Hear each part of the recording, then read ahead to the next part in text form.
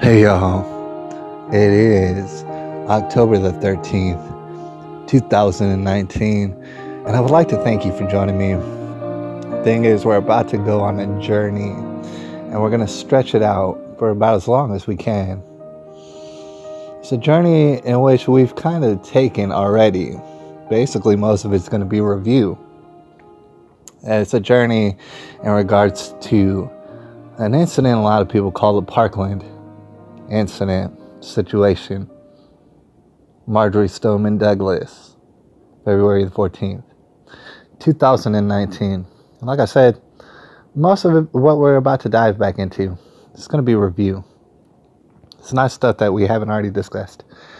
And for that matter, people, even before us, had discussed many of the details that we're fixing to go back over in regards to Parkland, because it's very interesting, right? For many different reasons. Okay, but before we dive back into it, I want to make it very well known, all right? I might reiterate that there's two pretty important points. There's going to be a lot of points, but there's two very important points to take away from this, all right? If you don't take anything else. And I'm humbly suggesting them to you, right, for your consideration. Is number one, unless you've yourself committed a violent crime, something like that, you're a violent criminal, nobody should want to take away your guns, all right? And whether or not they know it, the people, whoever these people are, who want to take away your guns, whether they know it or not, they want to take you out, basically, all right? They're no good for you, all right? That's what I'm suggesting to you. You don't have to take my word for it. But it's definitely something that we're going to dwell upon and think about, really ponder, all right? How many situations take place on earth in which certain people are going to want to disarm you, all right? What that makes you is helpless. That's how they want you. That's what we're suggesting. But another point before we take a dive into what's very simple about Parkland, we're going to break it down very simply, all right? And then we're going to just keep diving down rabbit holes, and it's going to get very complicated. But we want to start off very simply. And before we do, another point must be made. It's very important. It's that we're coming to find out a lot of times lies and different allegations, sometimes they contradict the official narrative that we've been given, that everybody agrees upon. This is basically what happened. You know, when it comes to horrible incidents, we tend to investigate them. We have teams that do that. And then sometimes, or others, they'll get publicized, majorly publicized. Kind of like Parkland, probably the most publicized, one of the most publicized events that ever took place in America. Pretty heinous mass shooting, right? So here's the thing, we understand that whether or not people want to, obviously some people have lied, or maybe they were misled, maybe they really didn't know what they were talking about, all right? We're here to get to the bottom of it, all right? Eventually everything's going to come to light. But what I want to stress is that sometimes you find out that not only do some people lie, not only is that the case, but some people are actually liars. They make it a habit.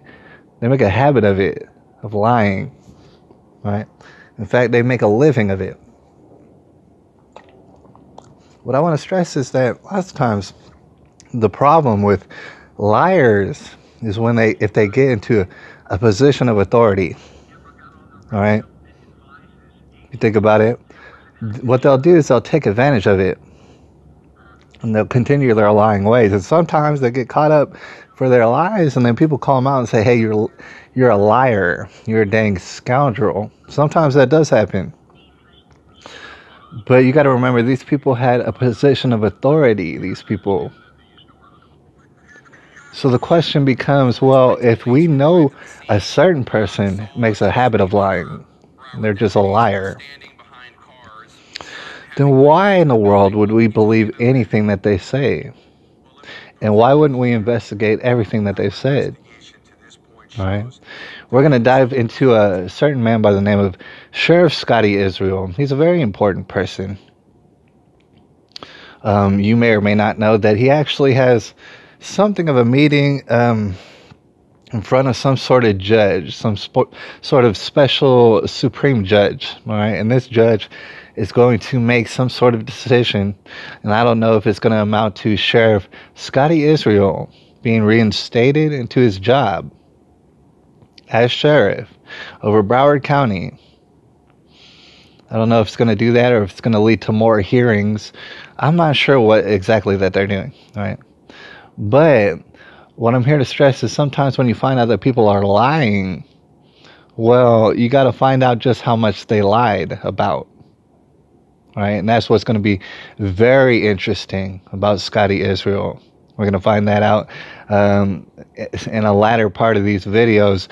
But first off, I want to just dive into what happened. All right. Because a lot of people, first of all, a lot of people are just swimming in details like myself, like a lot of y'all out there.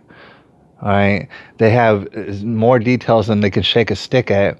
All right. And then there's a lot of people who have completely, and I mean it, utterly forgotten basically all about Parkland, and to include in especially a David Hogg who's wildly unpopular. Unpopular like you wouldn't even believe it. All right. Nobody's ever been so unpopular as David Hogg except for maybe Samantha Fuentes. All right. We're going to dive all into that, but first of all, we're going to dive into exactly what happened for the people who may need their memories refreshed as far as to Parkland and how everything went down, and supposedly, allegedly, the official narrative. All right, so catch us on the other side. I'll see you in the next video, and I appreciate you. I'll holla at y'all.